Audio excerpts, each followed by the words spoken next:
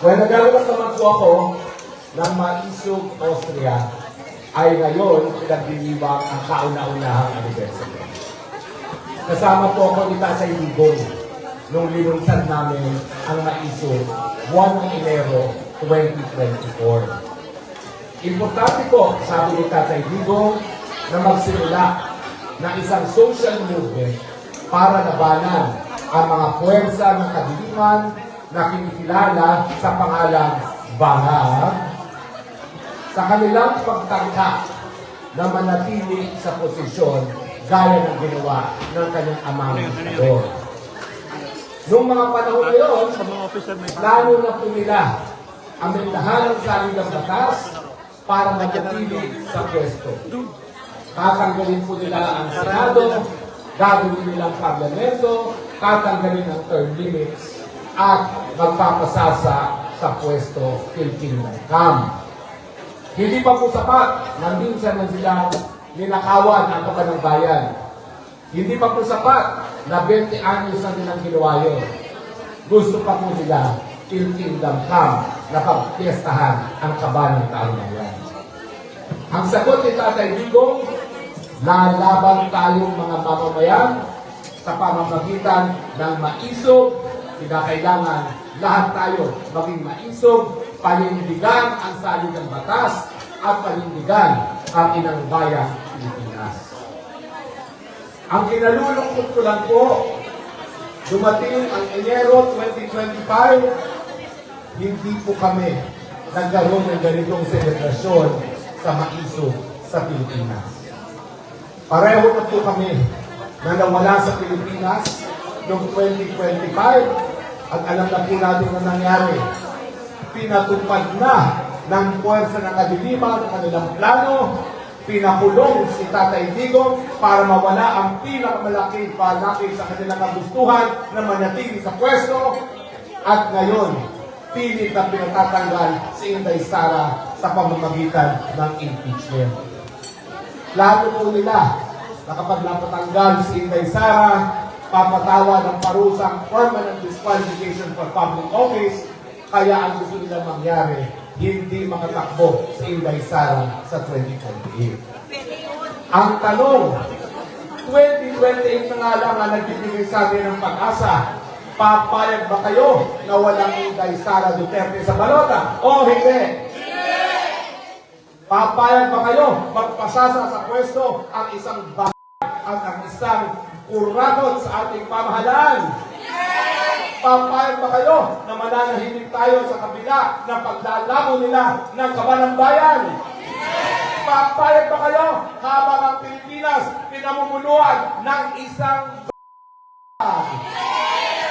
Kaya nga po nagagalak ako sa samahan na nakikita ko dito sa Maisog. Napakatindi po ng parating pa nating away. Ito po ay away sa panig ng kabulihan at panig ng kasamaan. Huwag po kayong magkaroon ng kahit anong maling paniniwala. Madugo po itong laban na ito. Dahil habang magpipili sila manatili sa pwesto, tayo naman ipaglalaban natin ang ilang bayan.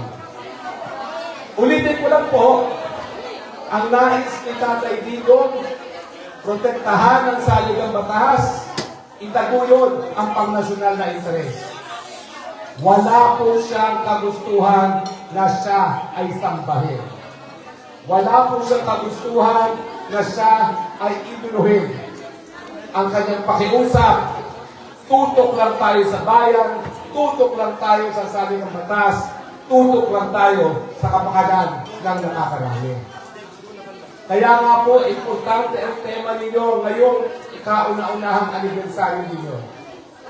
Ang tema ninyo, pagsama-sama, unity, pagpapantas. Alam po ng mga officers ang aking damdamin. Gaya ng lahat ng organisasyon, kayong mga maisog, tatargetin po kayo ng mga away. Pipilitin kayong maghiwa-hiwalay. Gagamitin ang kababawan ng ilan. Pero nasa sa inyo po kung kayo ay magpapadala sa puwersa ng kadiliman. Nakita ko pong gawin yan ng ating mga kalaban sa iba't ibang parte ng daigdig. Sa katunayan, kaya nga po ako ngayon napakalapit kay Chairman Henry Paul dahil ako naninindigan. Hindi ako po pwedeng tumalikod sa mga taong sumuporta ni Tatay Digong at sinuporta ang kapakanan ng taong bayan para sa mga kalaban. Alam po yan ni Kuya Ben. At ganyan din po ang aking payo sa inyong lahat. Huwag po natin kakalimutan na bilang maisog, pinapatupad natin ang kagustuhan ni Tatay Digong, itaguyod ang salin ng batas, tutulan ang puwersa ng kadiliman, itaguyod ang kapakanan ng bayan. Totoo po, masaya rin ang maisog. Totoo po, lahat tayo gusto natin tayong maging magkakaibigan. Dahil itong laban nito, dahil mahirap, kinakailangan, meron din naman kasamang kasayahan. Pero huwag niyo pong isipin na kaya kayo narito para lamang magkakaibigan. Bonus po kung kayo'y maging magkakaibigan. Ang kalaban po natin buong buo. Nasa kanila ang gobyerno, nasa kanila ang pondo, nasa kanila ang humpong sa lalahan, nasa kanila ang buong foreign service. Tayo, meron lang tayong isa't isa. Kaya ating panawagan, gaya ng panawagan ni Tatay Digong, lahat ng kabahagi sa maiso, lahat tayo importante. We are only as strong as we remain united. At ang gagawin ng kalaban, pilit tayo paghihiwalay-hiwalay.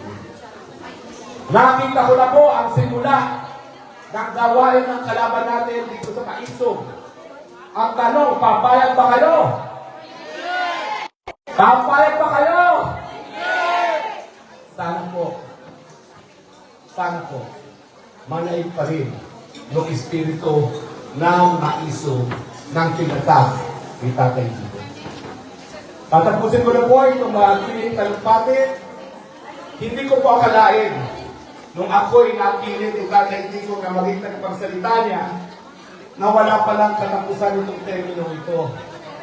Ninanais ko pong makauwi na si Tatay Digong dahil ninanais ko na rin magtuluyan na tumigil bilang kanyang tagapagsalita. Dahil pag siya'y nakalaya na, hindi na niya kinakailangan ng tagapagsalita.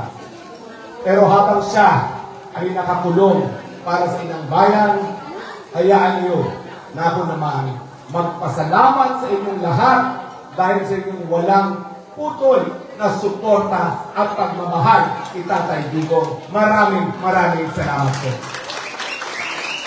At muli po, maraming salamat. Mabuhay po ang bansang Pilipinas.